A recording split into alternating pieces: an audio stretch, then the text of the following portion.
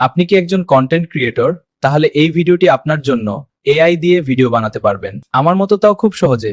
চলুন দেখিয়ে দিই কিভাবে বানাবেন। তার আগে আমার পেজ থেকে দেখে থাকলে ফলো করে দিন। আর যদি ইউটিউব চ্যানেল থেকে দেখে থাকেন তাহলে ভিডিওটিতে লাইক করি, চ্যানেলটিকে সাবস্ক্রাইব করে দিন এবং বেল আইকনটি বাজিয়ে দিন। তো বন্ধুরা, সর্বপ্রথম আপনারা আপনাদের ফোনের গুগল প্লে স্টোরে চলে যাবেন। তারপর এখানে দেখতে পাবেন সার্চ বার, তো এখানে একটি ক্লিক করে দিবেন। এখানে ক্লিক করে দেওয়ার পর উপরে এখানে একটি ক্লিক করে দিবেন। তারপর এখানে আপনি লিখবেন GROK গ্রো। তারপর এই অ্যাপ্লিকেশনটি চলে আসবে। তো আপনারা এখানে দেখতে পাবেন যে এখানে ইনস্টল লেখা থাকবে, আপনারা ইনস্টল দিবেন। আমার এখানে আপডেট চাচ্ছিল, তাই আমি আপডেট দিয়ে নিলাম। তো বন্ধুরা, অ্যাপ্লিকেশনটি ডাউনলোড হওয়ার পর এখানে দেখবেন ওপেন একটি লেখা আসবে। তো ততক্ষণ পর্যন্ত আপনারা অপেক্ষা করবেন। তো আমার এখানে ওপেন লেখা চলে আসছে, আমি এই ওপেন একটি ক্লিক করে দিলাম, আপনারা ক্লিক করে দিবেন। তারপর দেখেন এখানে ক্রিয়েট ভিডিও লেখা আসছে, তো এখানে একটি ক্লিক করে দিবেন।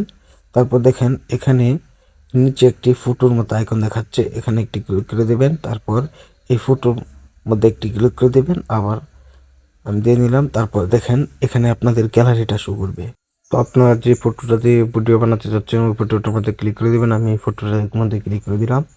তারপর এই বক্সের মধ্যে আপনারা এই ফটোটাকে যেইভাবে কথা বলাতে চান, যে ভাষায়, ওই ভাষায় লিখবেন। এখানে আমি আমার মতো লিখে দিচ্ছি, আপনারা আপনাদের মতো লিখে দিবেন।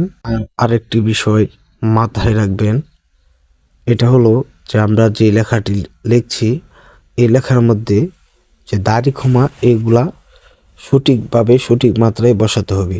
যদি এগুলা ঠিকভাবে না বসাতে পারি তাহলে দেখবেন যে কথা বলার সিস্টেমটা অন্যরকম হয়ে যাবে, সে কথাগুলো সব একসাথে বলে ফেলবে।